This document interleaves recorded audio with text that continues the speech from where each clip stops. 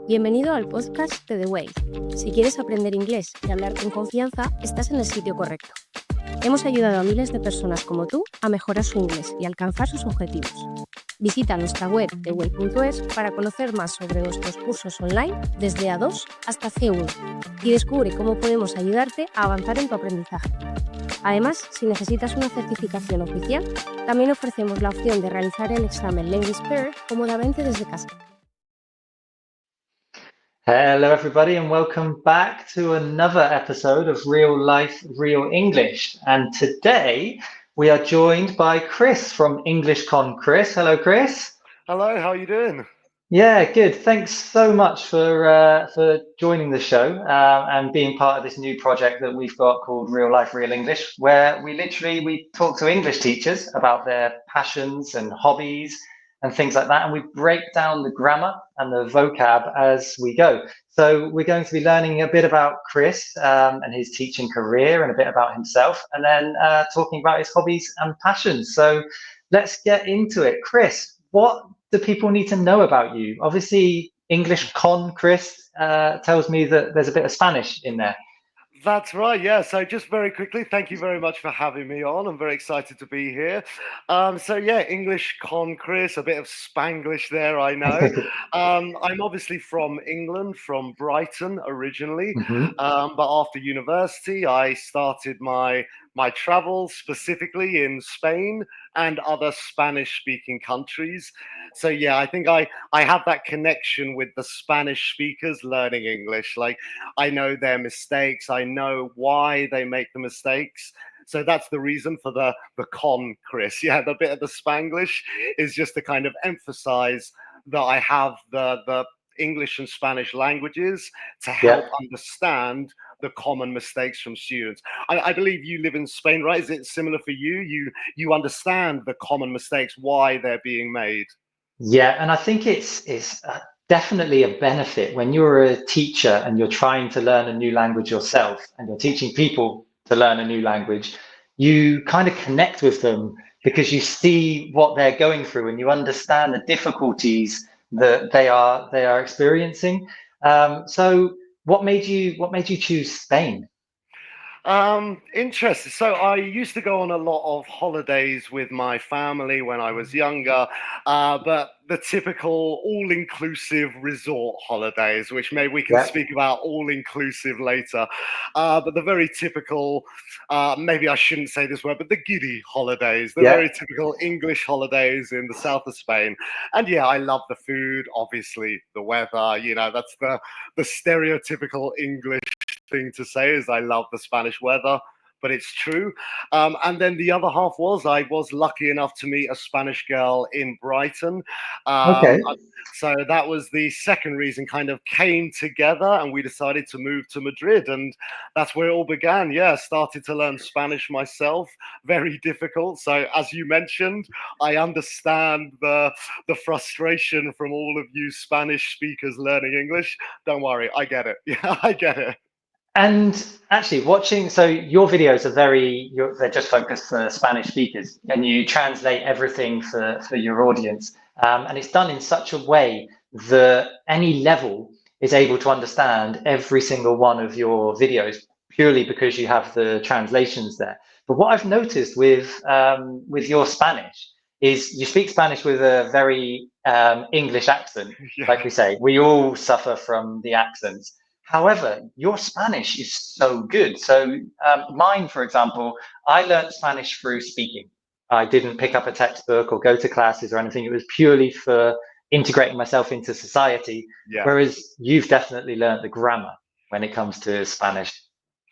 So no, I mean, it may surprise you, but I also have never done, no, I tell a lie, sorry. I have done a few classes. When I was an English teacher in an academy that also taught Spanish, it's very common. They offer the teachers free classes. So I think I did a few weeks, but like yourself, I found it more useful just to be out in the world. I was very lucky that I had a Spanish girlfriend, so she introduced me to her Spanish group of friends. After Madrid, unfortunately, me and the girlfriend broke up. We're still friends, but yeah, anyway, I digress, sorry. I digress. So I went to Mexico, and I was again very lucky where I have one of my good friends from Brighton. We went to school together. He's half Mexican. So he was actually over there at the time visiting his dad. He Uh-huh. decided to live there and become Mexican national, Wow. speaks amazing Spanish from a very young age because of his dad. So he's always been very good at Spanish. And so I was very lucky that when I went to Mexico, I was with him and his Mexican friends. So again, I was forced into the situation where I had to speak Spanish, and they were really patient with me. They were really good lads, really patient and helping me a lot. And that's how I learned the grammar, honestly, just from Ah, helping me, or maybe here when you, I don't know if this is the same for everyone, but when I learned more vocabulary, it helps me obviously understand more. That's obvious. But then when you understand more of the sentence, you understand more how the grammar works and how the yes. sentence structure works. On a very basic level, a beautiful house, a casa bonita, but you don't hear that until you understand it. And they, he said house first, and then he said beautiful. So that must be the grammar in Spanish. You say the adjectives after the noun instead of Yeah. before the noun, like in English. So just by learning vocabulary, I think it helped me to learn grammar because I was understanding more conversations and listening to the sentence structure. I do. And so when you were talking then and your Mexican friends were correcting you, I was thinking of an expression that we can use there, and it's to pick someone up on. Oh, yeah. To pick someone up on their mistakes, or to pick someone up on the grammar. It's a really cool phrasal verb to use with Yeah. that. So obviously learning a second language yourself and being fairly fluent in Spanish, what would be like the number one tip to give to people learning English that you feel helped you along your way to learning Spanish? Is there it's hard to say one sometimes, but Yeah. is there something that you think, oh, that really helped with my journey to learning Spanish? Um, yeah, I would say again, maybe I kind of already mentioned it, but it's those social scenarios. And it's difficult because not everyone has that opportunity where they have a group of speakers who can help them with the language and just immerse yourself. There's language clubs which can help every city in Spain, and even in London and England as well. There are language clubs where you can practice. But yeah, it was that situation, that scenario that really helped me. Tinder as well, again, not in Wow. like not in a kind of disgusting way, but just meeting people and forcing myself to speak Spanish, having drinks or eating dinner, going to see a concert, going on dates in Spanish. That really helped as well. Yeah, so it's just Yeah. immersing yourself as much as you can. I know it's difficult because you don't have English speaking friends maybe, but then it's about just trying to find some. Yeah. Yeah, that immersion is just key. And before the show, we were talking about obviously the benefits that the Spanish schools have now, because a lot of English natives come to Spain for a year out, and they get experience by working in schools and doing Yeah. conversation classes with the students. And the effect that that has had on the students is absolutely insane. The level that these kids have now, just because they get an hour, 2 hours a week to speak to a native teacher who normally can't speak their own language. So Yeah. they really have to try and get their point across. I think it's a number one tip. Just immerse Yeah. yourself in it, whether it's through apps like Tinder where you're messaging people and writing in the language, Yeah. or whether it's listening to podcasts on a daily basis as well. So before we Exactly. move on to real life, real English, you picked yourself up on it as well. You said, "I digress." Yeah. Quickly explain to everyone, because that's a really cool expression that we have in English. I digress. How would you Yeah. explain it to someone? This is one of my favorite words because I always digress. To digress, yeah, when you're trying to explain one thing, but then you maybe accidentally, normally accidentally, you start talking about something else completely different. I always tell my students, if you imagine a road, a vocal road, and then you digress is just you turn. basically. So, oh, I digress. I'm going to stop talking about this new thing I've started talking about, and I'm going to go back to the original thing that I was talking about, the important thing. I always get distracted and I start talking about different things. So it's a really good verb to say, oh, I'm not talking about what I should be talking about. I digress. I come back to what I was talking about. I love that verb. Yeah. Yeah, it's a cool expression, and we can also say like I'm getting off topic. I'm talking about something completely different to what we should be talking about. Let's Yeah. get back on topic. So we've got off topic and on topic as well. And I know a lot of my students could use that a lot because they start to talk to me about their weekend, and then they're telling me about gossip at their school, and it's completely different to what they should be talking about. Yeah. So yeah, I digress. It's a very, very good expression, and I'm going to tell my teenagers to start using that one. Yeah. So let's move on then to real life, real English. So before the show, you said you wanted to talk about travel, movies, and series. Let's start with travel because you've mentioned obviously Madrid and now you're in Gijón and you mentioned Mexico. So you've obviously traveled a fair bit. Tell us a bit about where you've traveled and your adventures. Yeah, first of all, I want to say sorry if those are quite boring. Maybe all the listeners are like, "Oh, travel series and movies." Oh, but obviously, I love them, and also I think they're all really good for learning a language. So I thought it'd be a really good few topics to talk about. So the travel, basically, in England, as you know, we have something called a gap year. So to quickly explain to any listeners who might not know what a gap year is, it's very similar to in Spain an Erasmus, but instead of being part of your kind of university studies. And I know that Spanish people don't study on Erasmus, even though they're supposed to. I know they don't. But gap year is different, where, for example, I applied to university and I got my spot at the university, but a year in advance. Meaning I had my place fixed, but I had a year to do whatever I wanted. In England, we call this a gap year. So on my gap year, I went to Australia and I traveled Australia for 6 months, working in bars, working in farms, and just traveling, you know, enjoying my life before doing another 3 years of education.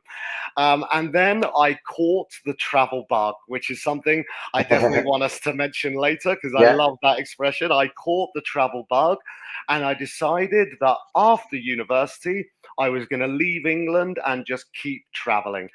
So finished university. As I mentioned, I went to Madrid.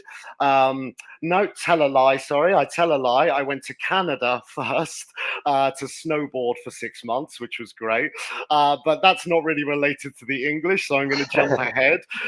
So yeah, Madrid, where obviously I began my Spanish journey. Then Mexico for 2 years, Mexico City, which I love Mexico, the food, the people. I love Spain, I love Madrid as well, but the food in Mexico was amazing.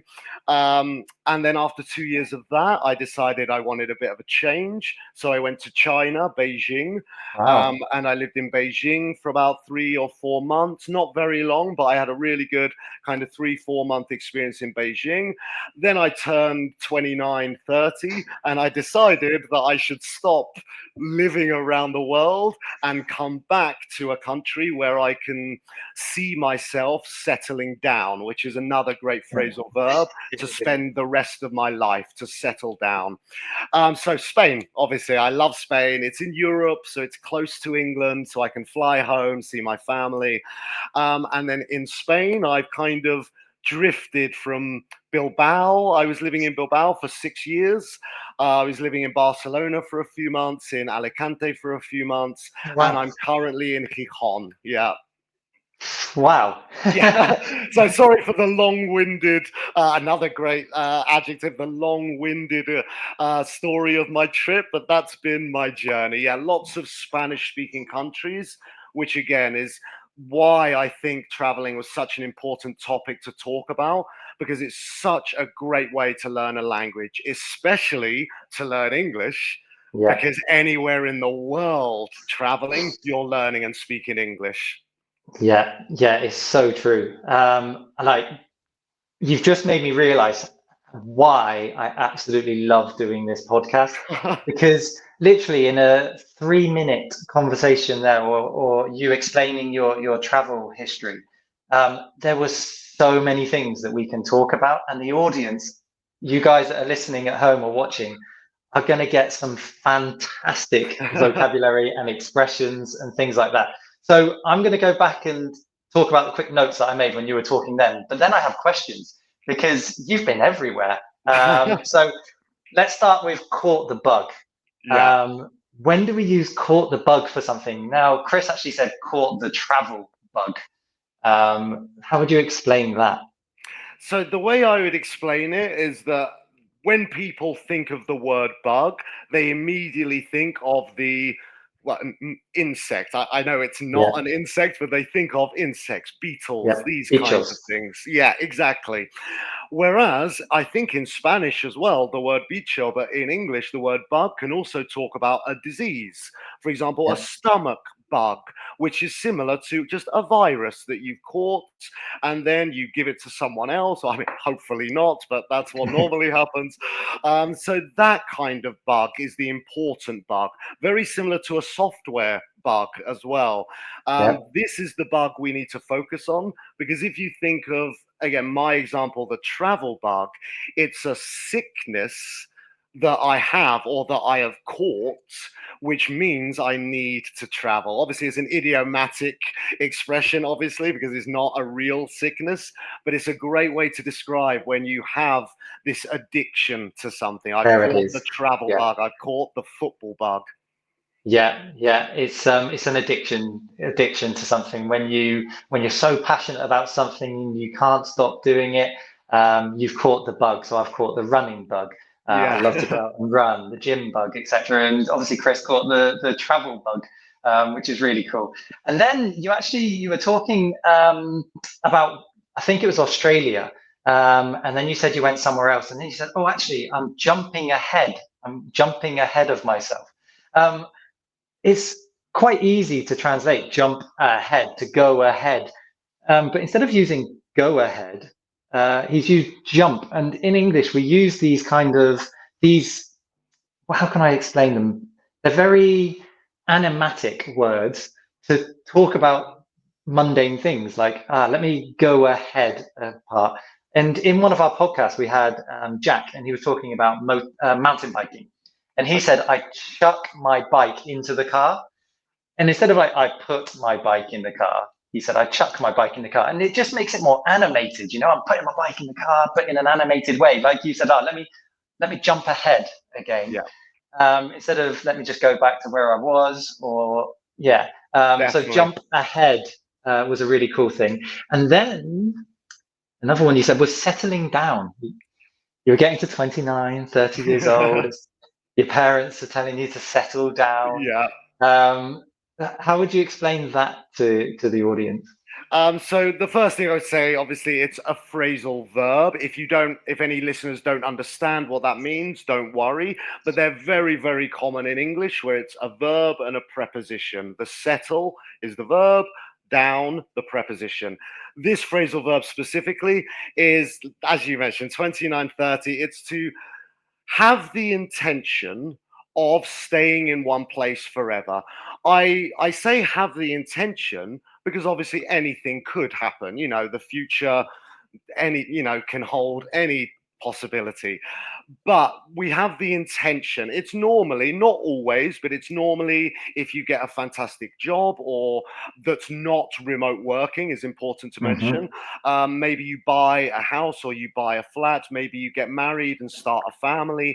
These kind of decisions where it makes your life more difficult to change city, like at the drop of a hat. Sorry, more expressions, at the drop of a hat. Yeah, settle down is that the intention to stay. I don't know how you would say it in Spanish, asentarse, like just be settled and comfortable, maybe in Yeah, one spot for the rest of your life. yeah, to kind of build a base for yourself and Perfect. become, yeah, like you said, comfortable is a very good word. You find a house that you're comfortable in, you find a job that you're comfortable in, you find a partner that you're comfortable with. So you don't have the craziness of, right, I'm off to Japan, I'm off to China, I'm off to here. It's, yeah, you're more settled. And Exactly. a lot of times I go into classes and the students are in there before I get there, and they're quite noisy or rowdy. That's a good word as well to use to explain it. So rowdy, when people are really noisy and animated. And I go into the classroom, I'm like, children, settle down, like calm down. And again, that comes Yes. back to become comfortable and calm and live an easy life. That's Yeah. the plan. And then you said you drifted from place to place. Instead of you went from place to place, you said drifted. Why drifted to explain that? It's a really cool verb. Well, I think again, talking about what you mentioned a second ago, it's these animated words. Obviously, yeah, it's just obviously drift would mean to move without any real kind of plan. Like, yeah, obviously you have some plans. I want to go to Gijón. Now I want to go to Bilbao. Like, you know, you have some plans, but again, it's more open. It's more just kind of drifting from place to place. But really, the reason I used it, as you mentioned, is just it makes the sentence a lot more interesting than saying I moved or I went from this place to this place. No, I drifted around Spain. Yeah, really, really great expression. And then another one I wrote down, you said that was a long-winded story. Long-winded. For people listening, if you said long, obviously they understand that if something is long, it's largo in Spanish. And winded, they might not fully understand the full context of the word because you got wind. But winded is obviously when you have the air taken out of you, is to be winded. But long-winded means something completely different. So Yeah. how would you explain that? So I have no idea where the origin of this phrase is. Yeah, probably as you mentioned, from winded, the having the air taken out of your body, because long-winded would be my explanation. Too much talking. Long. Yeah, I'm very, very commonly, I do give long-winded explanations because I talk too much sometimes. Yeah. Yeah, it made me think then when you were explaining it that maybe it came from somewhere like where we talk and talk and talk and talk and talk until we're out of breath. That's what I'm And then we thinking. take Yeah. that breath. So it's long-winded because you're using all of that wind or air that's in your lungs to talk, and then you come up for air and I think it yeah. might be, yeah. Obviously, it's very specific to explanations. You can use it in some other contexts, but yeah, it's very specifically used with explanations, a long-winded explanation. Yeah. Yeah, when something goes on for a long period of time. And then the last one you said was drop of a hat. I uh, love expressions like this because I can just imagine the literal drop of a hat. So, like, I take my hat and I drop it, yeah. and people that are learning English are going to be thinking that we're crazy to have these sort of explanations, these expressions. So, a drop of a hat, how would you explain that? Very basically, I would say immediately. At the drop of a hat is immediately with no real kind of plan, just to go for it. What I find really interesting is that, yeah, this expression that we're now speaking about was part of the questions about previous expressions.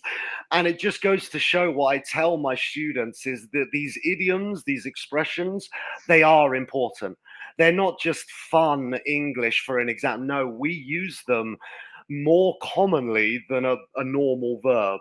Like I would say at the drop of a hat is more natural for me than to say immediately, for example. I don't know if it's the same for you, Yeah, but yeah, it is 100%. And one thing again, what I'm really enjoying about doing this podcast is that there's so many tips that we've got for the listeners who are learning English, but also for other teachers. There's little gems that we're getting from people, and obviously, teaching these expressions is something that we have to think about doing. So in our academy, for example, we always do a question of the day to start the lesson. It's a question of the day, and it's a dictation, and they have to write the question. They get a minute to write their answer. But once they get to like a B1, B2 level, what we start to introduce is phrasal verb or idiom of the day. So I give them a sentence with the idiom or the phrasal verb in it. They write it as a dictation, and then they have to then write their own sentence using that structure or that phrasal verb or the idiom, etc. But obviously we explain what it means as well. So any teachers that are listening as well, I think it's a really, really important thing to do, is to be teaching these phrasal verbs and idioms almost on a daily basis to your students, because they don't all come up in the typical books that they're reading at school, the textbooks, etc. So that was really cool. Let's go on. If I could quickly mention on that point, I think, yeah, I 100% agree with you. I also think it's very interesting that you need to be careful as teachers, because some idioms, and I have a fantastic example, which is raining cats and dogs, which for anyone that doesn't know, this just means raining a lot. Raining cats and dogs means raining a lot. This is what I tell my students is an exam idiom, because it comes up in the Cambridge exams, but I have never used this expression in my life personally. My mum has. So again, I'm not saying this is the same for everyone. Maybe teachers disagree with me. Maybe some people do use this phrase. But I personally, I do love teaching these idioms and phrasal verbs, but I always try and focus on the ones that I'm using. I very rarely use ChatGPT for idioms and phrasal verbs. Maybe for some other ideas, I might use ChatGPT to help me with my Instagram videos, but idioms and phrasal verbs, no. Which ones am I using? Which ones are being used on the Big Bang Theory when I'm watching Netflix or Stranger Things? So that's a great one to teach. So yeah, I would definitely say stick to the ones that are common, because there are some idioms which are great for exams, but not necessarily that common in English. I don't know if that's something you agree with.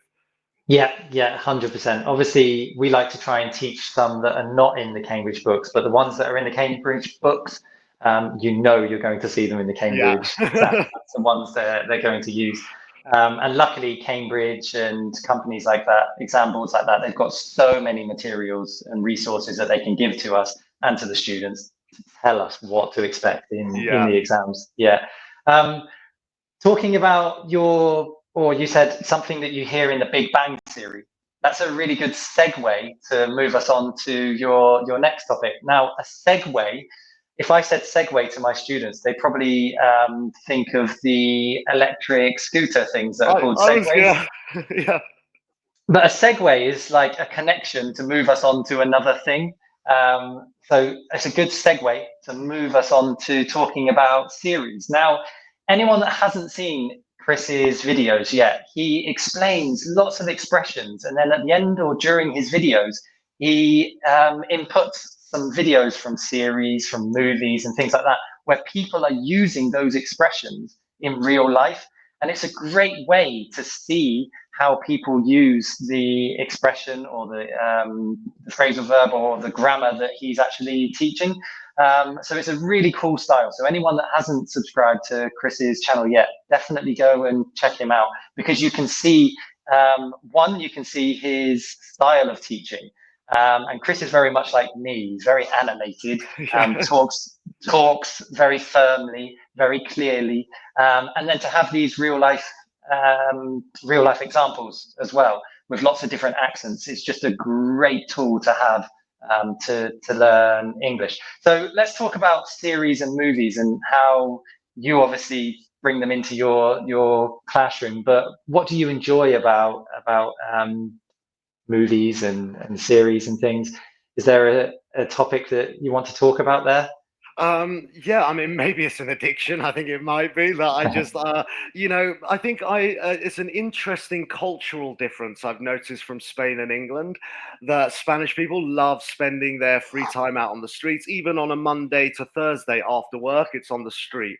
Whereas England, probably because of the weather, Monday to Thursday, it's more common to maybe go home. Dinner time is 6 p.m. and then you watch TV.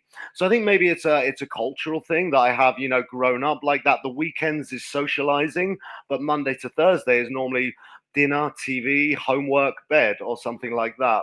And so I think maybe that's kind of ingrained in my personality. But it's just, I find them really funny, the sitcoms specifically, The Office, Parks and Recreation.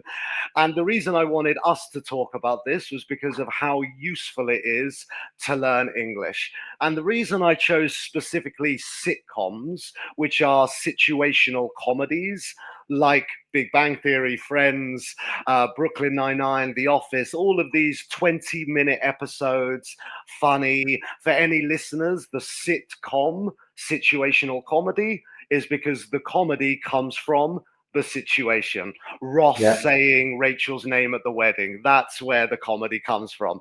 Anyway, I digress, as we remember. Sorry. So for Spanish students, Spanish speakers learning English, I definitely recommend sitcoms because it's modern English. Watching The Office or Brooklyn Nine-Nine, it's different to watching a film, whereas a movie, maybe, depending on the movie, might be more similar to a book where it's very advanced vocabulary because it needs to be descriptive. It needs to, like I said, be animated, really get the viewer's attention. Whereas sitcoms are more focused on social English. So for people looking for that kind of English, wanting to know how to have conversations in English, I think sitcoms are brilliant.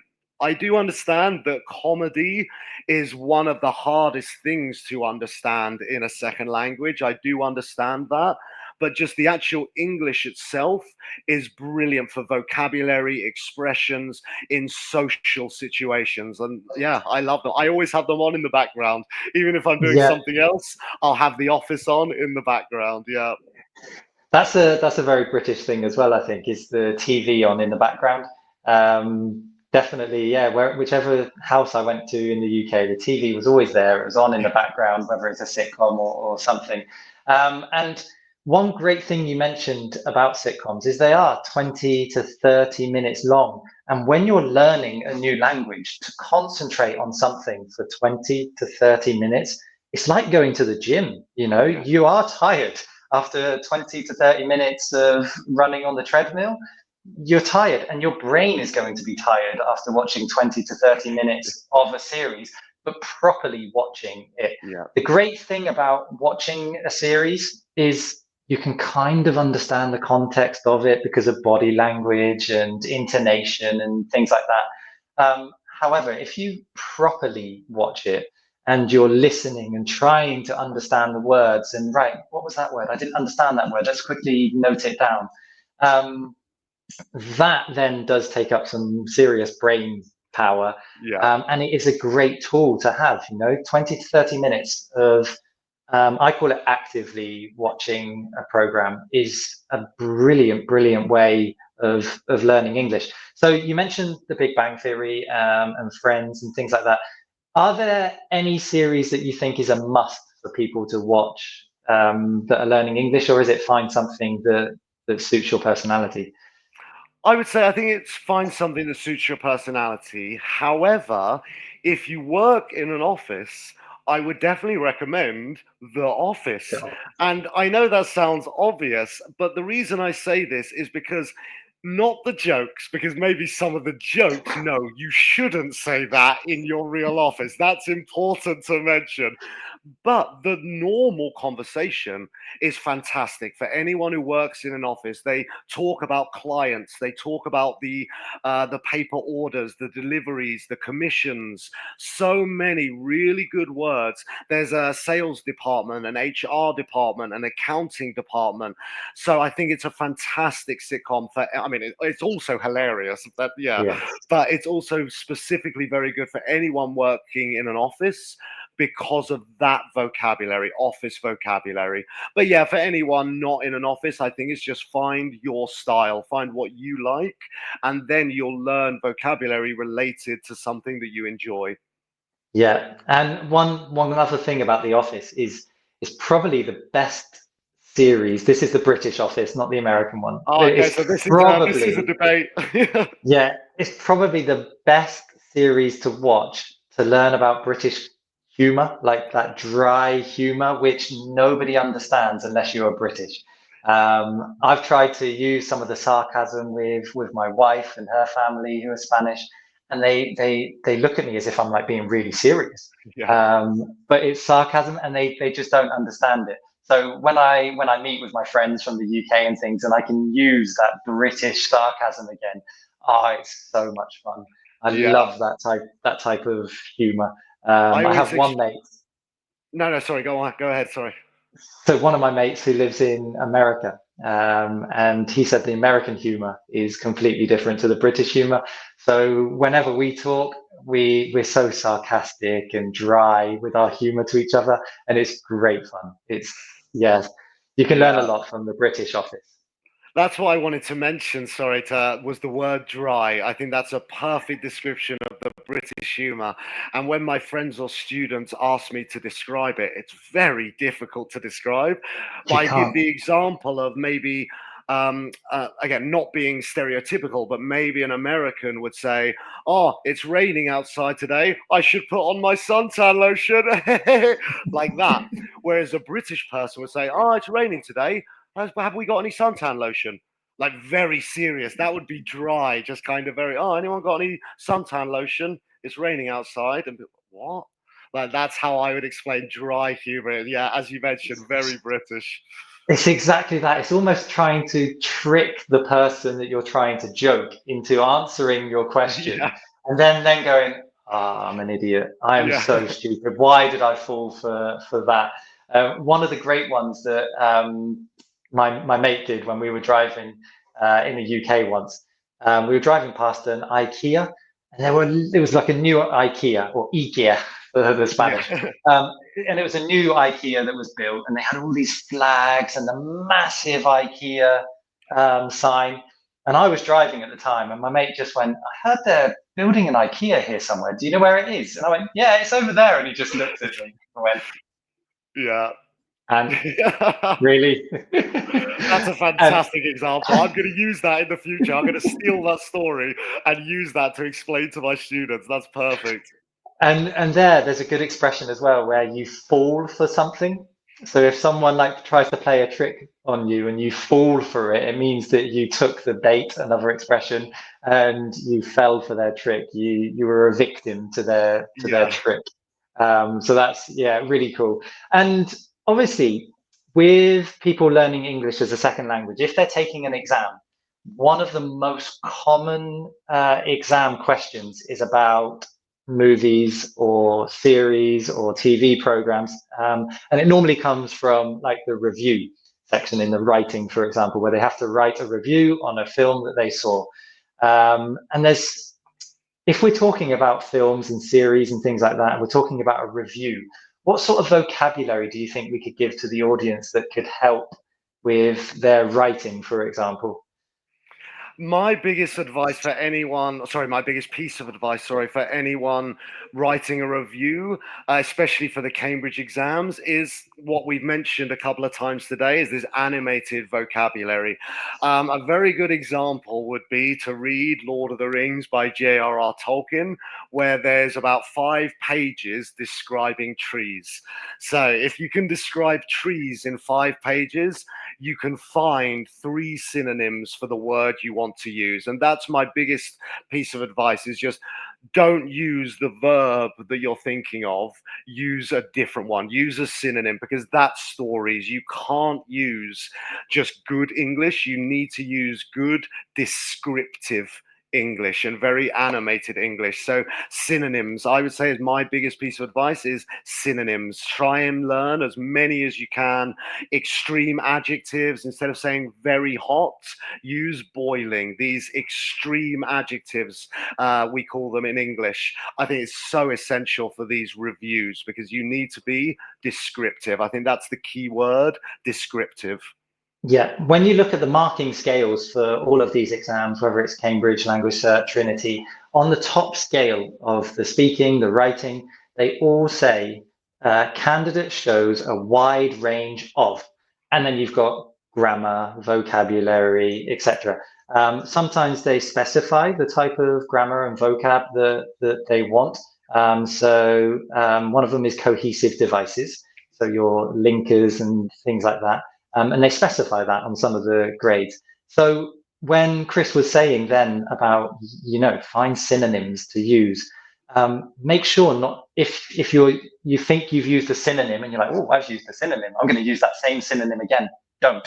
You can use that original verb once, then show the examiner that you have a synonym for that same word, and then you have an expression to explain the same thing as well. And one really great way when you're writing a review about a movie or a series of sorts is your adjectives and adverbs. They really, really help sell the scene, and sell what you're trying to describe to the examiner. It makes it more easy to read, easy to digest. It makes it flow a lot more. So just think before, like Chris, the example he said about a tree, there's only so many adjectives you can use to describe a tree. However, use adjectives to describe a tree. It's not just a tree, it's a lone tree in a field. Lone is another uncommon word. It's alone, and then lone, it's lonely, it's on its own. Like the Lone Ranger, the very famous Western, the Lone Ranger, yeah. Yeah, and then also think when you're writing about something, think what the topic is. So we're talking about reviews for a series or movie. Think of all that vocabulary that you learned when you were studying that unit in the book. We have episodes, we have series, we have the actors, the main character, and all of that. Yes, cliffhangers. Yeah.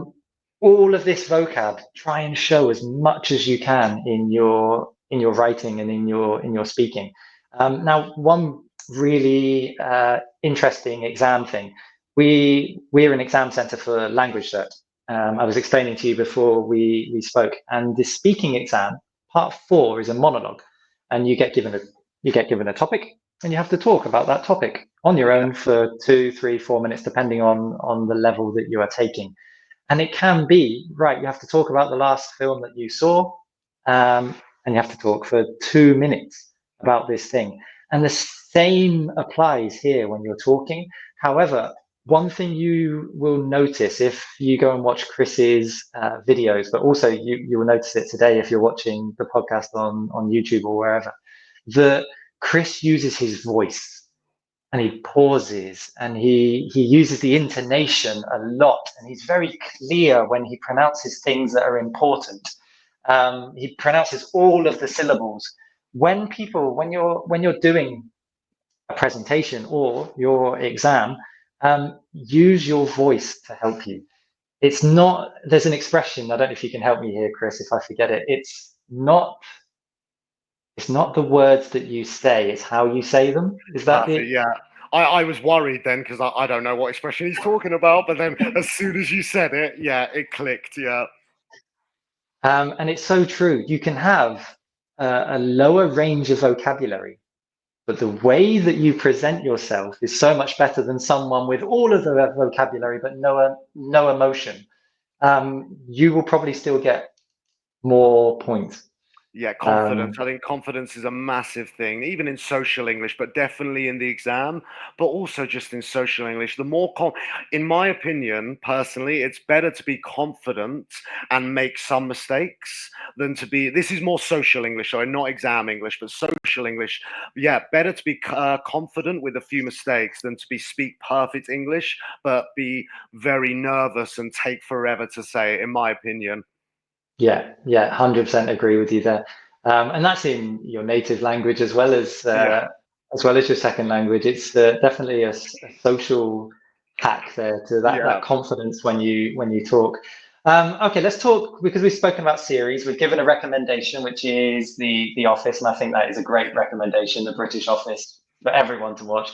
Let's quickly talk about movies. Are there any movies that you've recently watched or that you would recommend for the audience to watch? So actually, I was going to do the opposite and actually say some movies I wouldn't recommend specifically for English, because one of them, unfortunately, is my favorite movie of all time, which is Lord of the Rings. However, what I wanted to mention about movies are a great way to learn English, but similar to series, it's important to choose the correct movie. For example, Lord of the Rings, we do not say my fair maiden in English anymore. You know, she's my fair maiden, or oh, my lonely, gentle soul. We don't use this English anymore. So even though the film is amazing, it's not great for the English immersion. So those are my recommendations of what not to do. These fantasy film, but really like historical dramas, any historical dramas where even Second World War kind of films, we don't speak like that anymore. The language has changed a lot in the last 80 years. So then my recommendations would be the more modern films. I think action films would be my biggest recommendation, because no offense to any action movie directors like Michael Bay, but I don't think the plot, the storyline, the plot is not that complicated normally. So it's easier just to focus on the English, enjoy the car chases, enjoy the shooting scenes, but without a very difficult plot to understand. I think it's very easy to follow what's happening in English, and also hopefully learn some normal vocabulary as well. Whereas, yeah, if you watch a World War II drama, you might learn a phrase that actually is not common in modern English.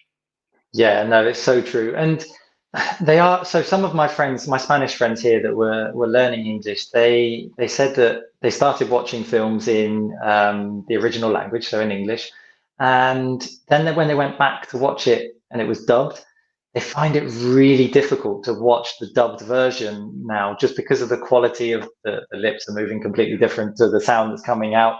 Although they didn't fully understand the movies, they just found it more entertaining, and they could focus for longer if they were watching it in the original voice.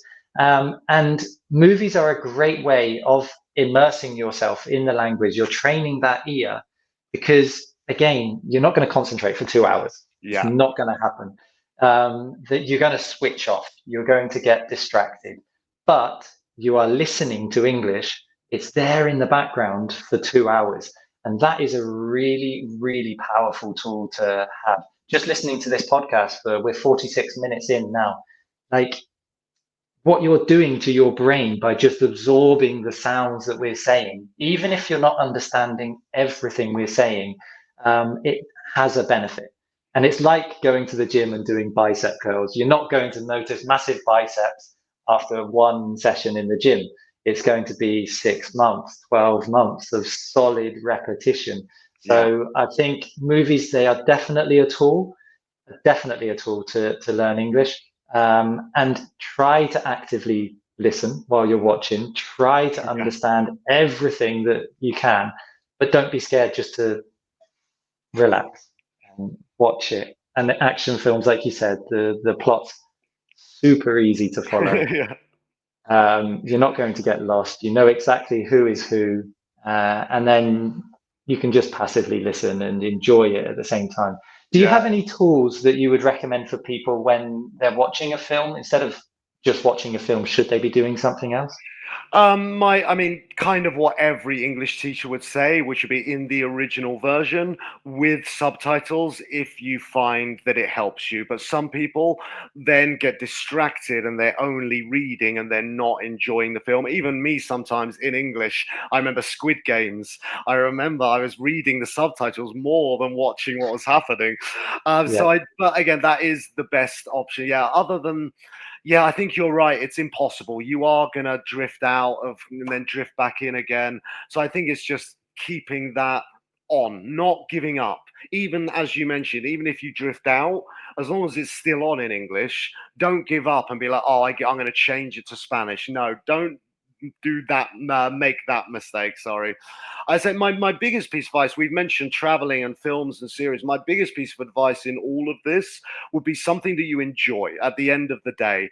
Because anything you don't enjoy, if you do it in English, it feels like you're at school. It feels like you're studying. And no, you do classes for that. If you do it again in your free time, it's not going to be enjoyable, and you'll end up hating the language and not wanting to study. So always focus on things that you enjoy. So at least then, even though it's in English, it doesn't feel like school. It doesn't feel like it's necessarily you're studying. No, you're doing something you enjoy in a second language. Video games is a great example. If any listeners like playing video games, change the FIFA commentary to English.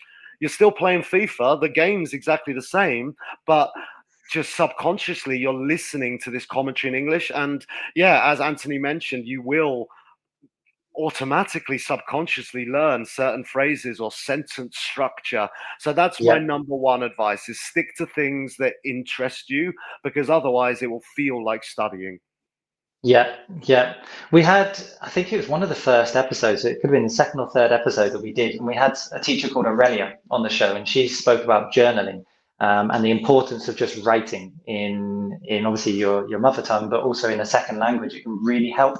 So a thing that we were speaking about was when you watch a series or something in your second language, quickly get your journal, your notebook, and just 5 or 6 bullet points of what happened.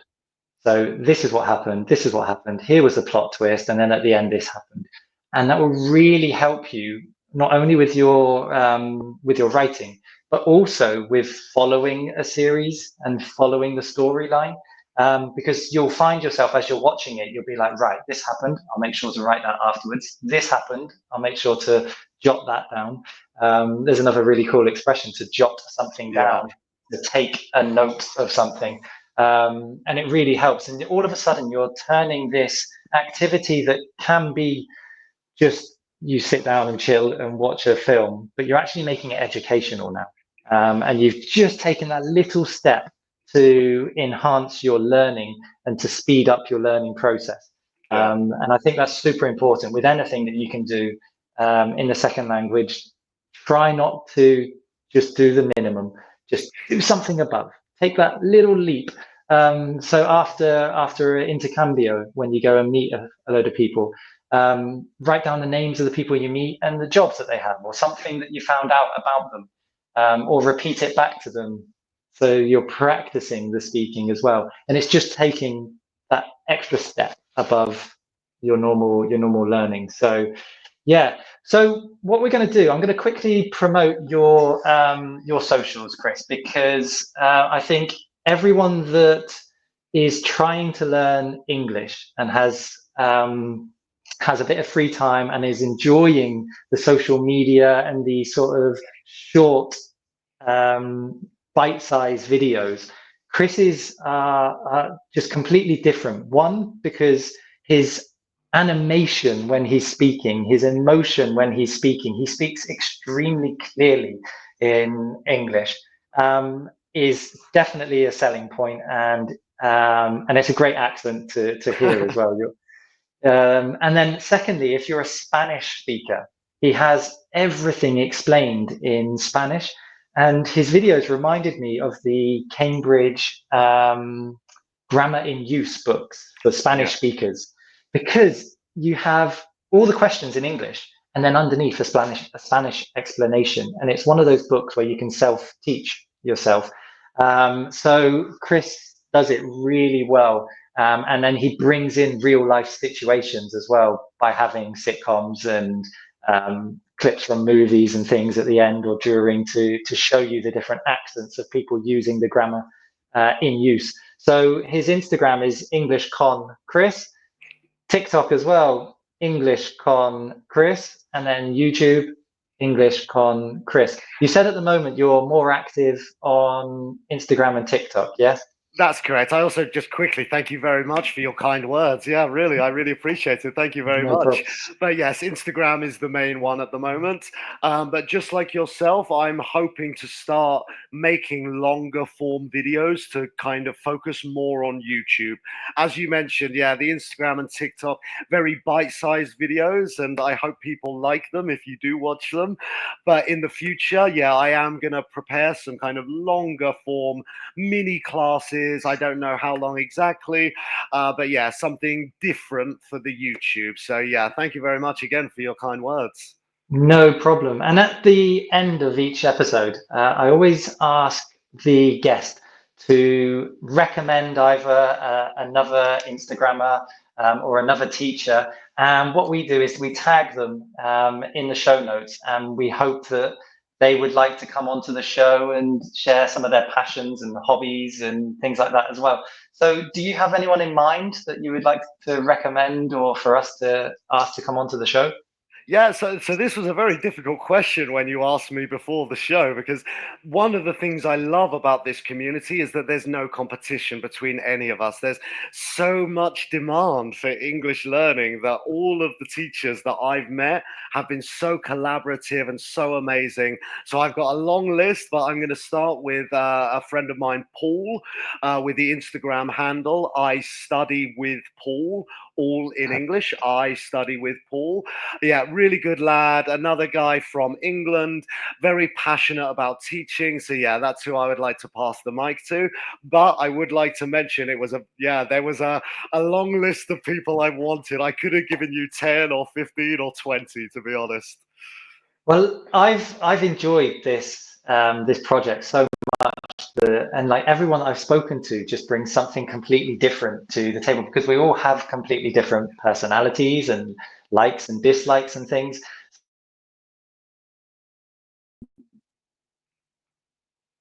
Are you still there? Oh yeah, sorry, yeah.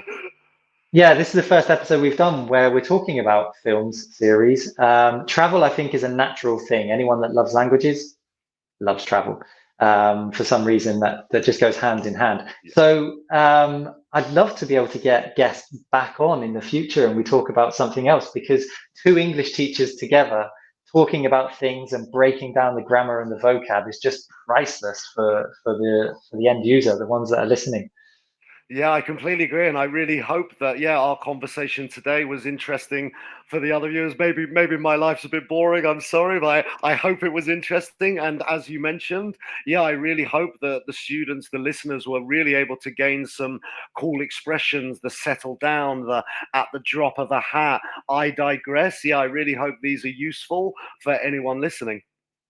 Yeah, well, thank you, Chris, and thank you everyone for listening, and we will catch you all again in another episode of Real Life, Real English.